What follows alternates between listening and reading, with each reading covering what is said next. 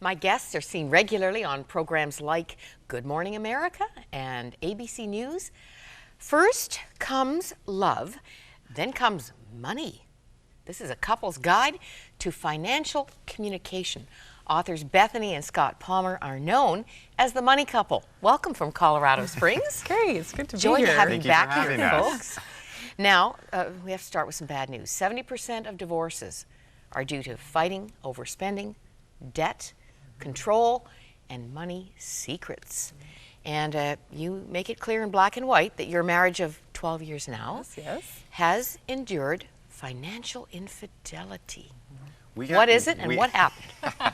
Well, financial infidelity is it's lying about money, cheating, hoarding money. I mean, just all the things that you might find yourselves doing, whether it's secret credit cards or secret accounts that you don't want your spouse to start off with. And ours started probably with the most innocent of comments. Bethany was walking out of her kitchen. We had been married for like 3 weeks, so I was a professional married man now. And she left and said, "Would you just please do something about this kitchen?" And so I did the smart thing. I called my brother, who had been married for like 4 months, not my dad, who'd been married for 32 years, and said, "Hey, what does that mean?" He said, "It means she wants you to tear it out. I'll be right over." So we gutted this kitchen.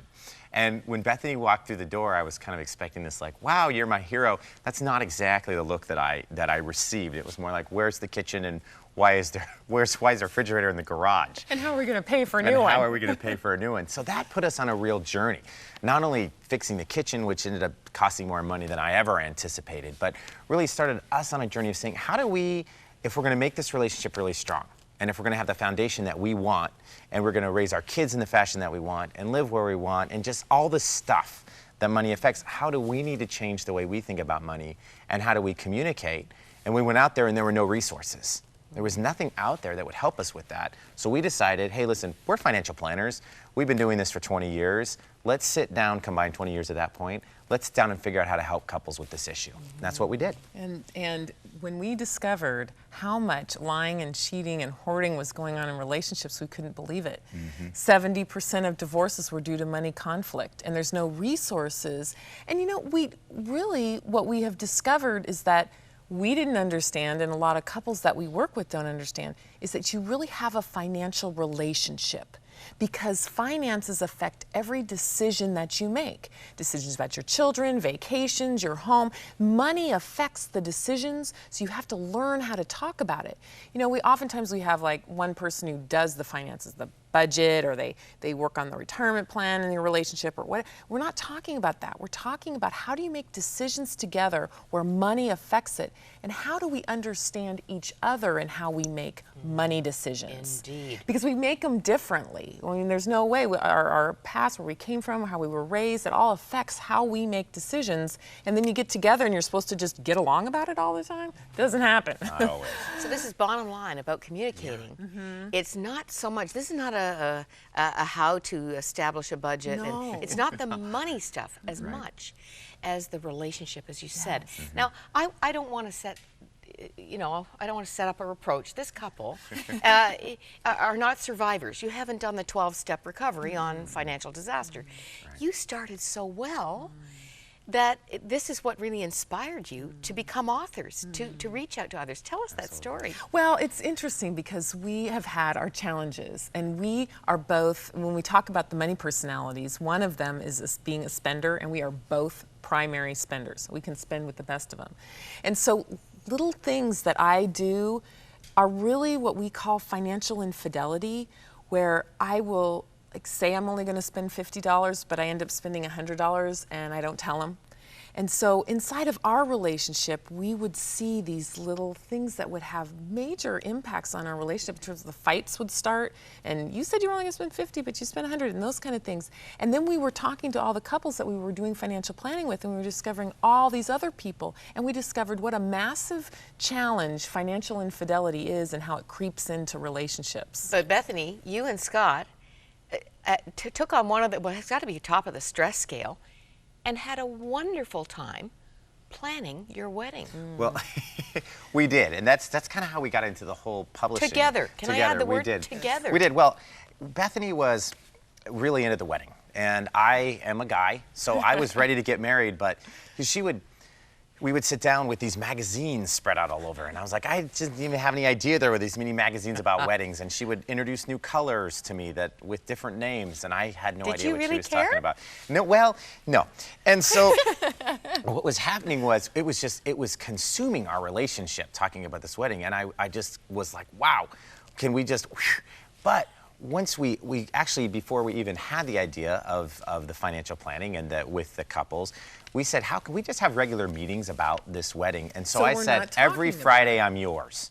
Every Friday afternoon, as soon as we get off work, till 2 in the morning, if you want to do wedding plans, you tell me what to do, I'll go do it. I'll get the DJ or the band or whatever you want. So we started splitting up our duties, and our wedding went amazingly smooth. And I really had a blast in the entire process. So that kind of started us on our planning process. And then when we got married and we went through our financial stress, we said, hey, why don't we start implementing some of the things that worked for us? That turned that wedding planning And actually, Bethany submitted a book idea to a publisher that was called I Do Too, with TWO, talking about how we plan this wedding. And they called us in, and that's when they said, well, aren't you guys financial planners? And we said, well, yeah. And they said, will you write a financial planning book? And we said, no. And they were like, but we'll give you an advance. No. But we'll do this. No, we're not doing that.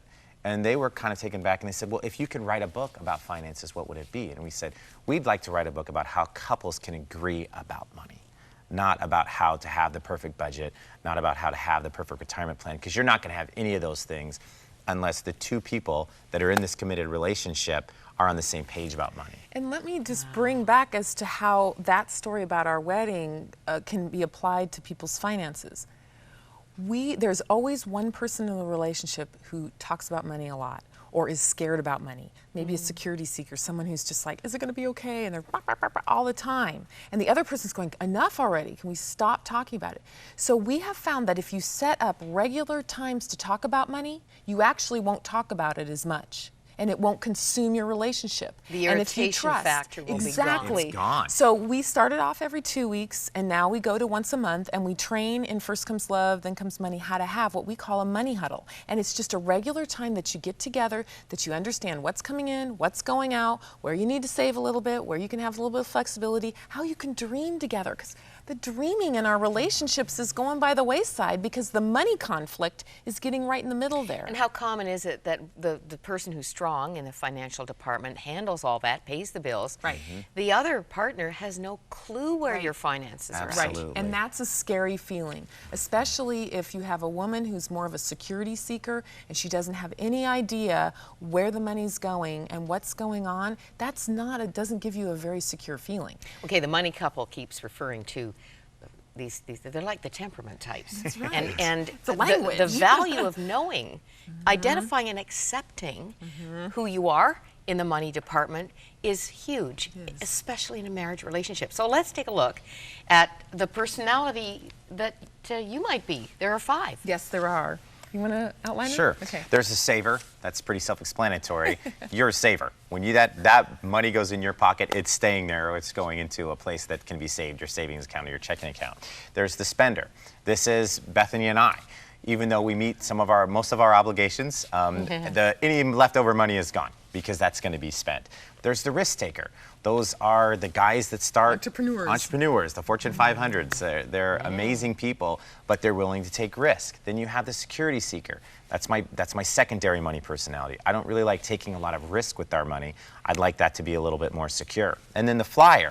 That's the person that doesn't have any idea what they are, and they really don't care. When the bills come in, they look at them and stick them in a drawer, and they get the phone call saying it's due, and they go, oh yeah, I know where that bill is, I think. They just don't really care about money. It's not their focus.